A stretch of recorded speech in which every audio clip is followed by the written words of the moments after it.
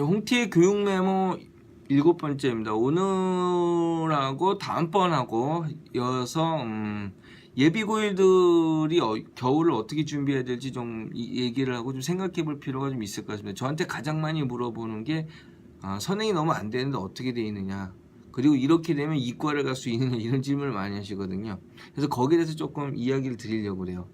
예비 고등학생들이 고등학교를 올라가면서 가장 중요하게 생각을 해야 됐던 것들이 어떤 건지 좀 확인을 좀 해보면요.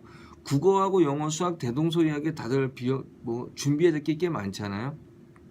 일단 국어 같은 경우에 굉장히 쉽게 생각하고 거기에다 매진 안 하는 경우가 굉장히 있으신데, 실제로 국어도 극복이 잘 안 되는 과목이 확실합니다, 실제. 왜냐하면 국어는 우리나라 말이기 때문에 국어를 평가하는 수준이 성인 수준 이상의 지식을 물어보는 경우가 많기 때문에 사실 굉장히 디테일하죠.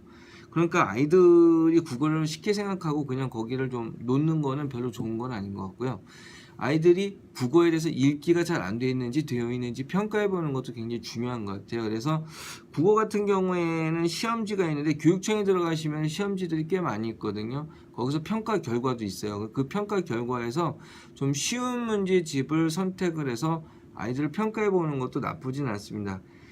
국어 같은 경우에는 쉽다고 해서 점수가 완전히 많이 올라가진 않은 상황이기 때문에 그 정도로도 충분히 판단이 가능하고, 그리고 굳이 어려운 문법이나 이런 것들이 많이 나온 것들은 굳이 볼 필요는 없거든요. 아직까지 배우지 않은 거고 배워서 충분히 극복이 가능한 거니까. 그러니까 스킬보다는 아이들이 기본적인 읽기 소양이 어느 정도인지 판단할 수 있는 그런 평가가 좀 필요할 것 같습니다. 그리고 영어 같은 경우에는 이제 절대 등급으로 들어와 있긴 하지만 절대 등급이라 해서 1등급만 있는 건 아니거든요. 1등급이 누구나 들어갈 수 있는 상황은 맞지만 1등급이 안 될 경우에는 그 데미지가 2배가 될 수 있다는 얘기죠. 그렇기 때문에 아이가 영어는 어느 정도 수준인지 반드시 판단을 보시는 게 나을 것 같아요. 그리고 수학 같은 경우에는 제가 가장 이제 많이 질문받는 것들이 두 가지거든요. 하나는 아이가 기본적인 것들이 안 돼 있기 때문에 중학교 걸 다시 보는 게 옳으냐라는 거 하고, 두 번째는 선행이 안 돼 있는데 이과에 갈 수 있느냐, 이런 질문을 굉장히 많이 받아요. 근데 첫 번째는 어떤 거냐면은 처음부터 다시 해야 되느냐거든요. 그런데 중학교는 그 용어를 얼마만큼 숙지하느냐에 대한 것이 주안점으로 잡혀 있기 때문에 실제로 용어가 정확하게 인지가 되어 있느냐, 그리고 함수 개념이 정확하게 들어와 있느냐.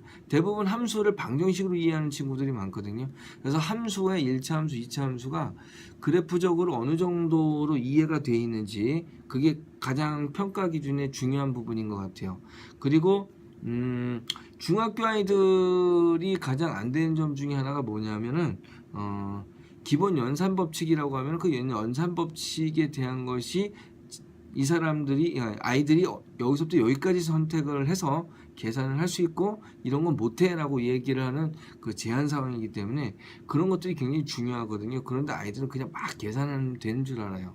그래서 정리하고 정의하고 기본 연산 성질들이 어느 정도가 그 숙지가 되어 있는지, 그리고 구분을 할 수 있는지, 그리고 증명할 수 있는지, 그런 것들을 좀 파악해 보시는 게 가장 좋을 겁니다. 자, 수학 같은 경우 저희 수학을 다루고 있기 때문에 수학에서 일단 어떤 것들이 이제 중요한 포인트인지를 조금 말씀을 드려야 될 것 같아요. 요번 겨울 나는 데서 가장 주안점으로 삼아야 될 것들을 먼저 말씀을 드리고, 다음번 교육 메모에서는 어떤 것들을 좀 위주로 해 나가야 되는지에 대해서 제가 말씀을 드리겠습니다.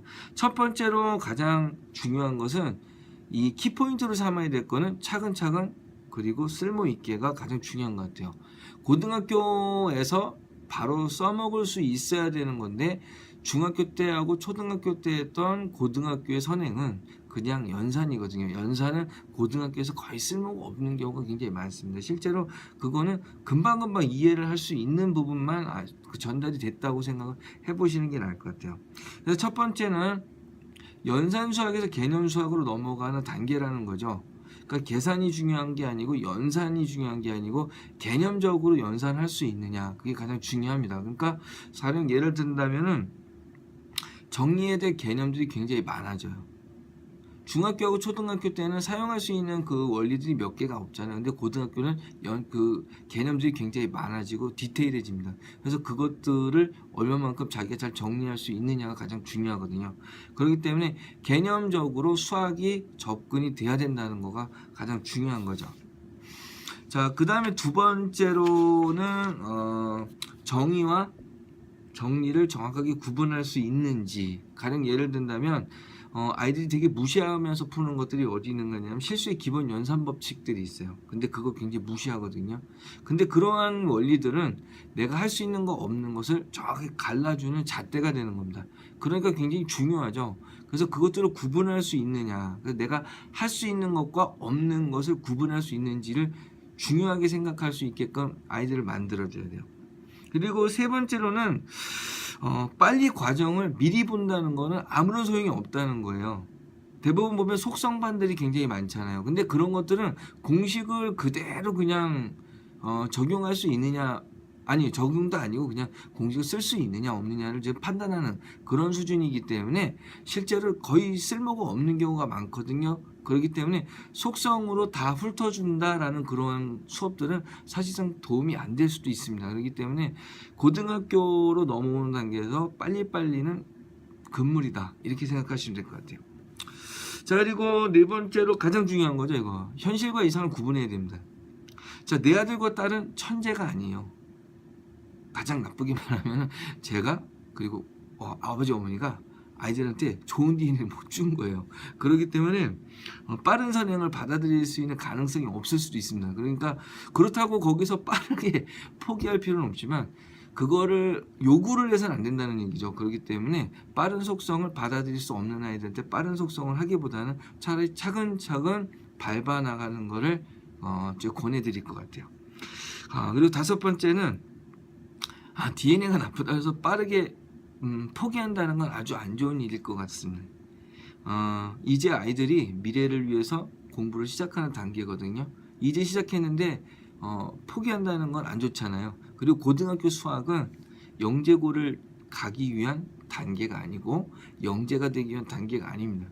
대학교를 가기 위해서 논리적이고 이성적인 부분을 만들어 나가는 거기 때문에 차근차근 밟아 나가면 충분히 극복 가능하고 가능성이 많이 열려 있어요. 그렇기 때문에 미리 예단해서 포기할 필요는 없겠다는 얘기죠. 그렇죠? 예, 그래서 여기까지 지금 제가 말씀드린 거는 일단 주안점에 대해서 말씀드렸고요. 그 다음에 말씀드릴 거는 겨울방학 동안은 어떤 식으로 진행을, 그 수학 입장에서 어떤 식으로 진행을 해야 될지에 대해서 제가 말씀을 드리겠습니다. 예, 여기까지 말씀드렸어요. 홍티의 교육 7번째 예비고등학교의 겨울학에 대해서 그냥 간단하게 말씀드렸습니다.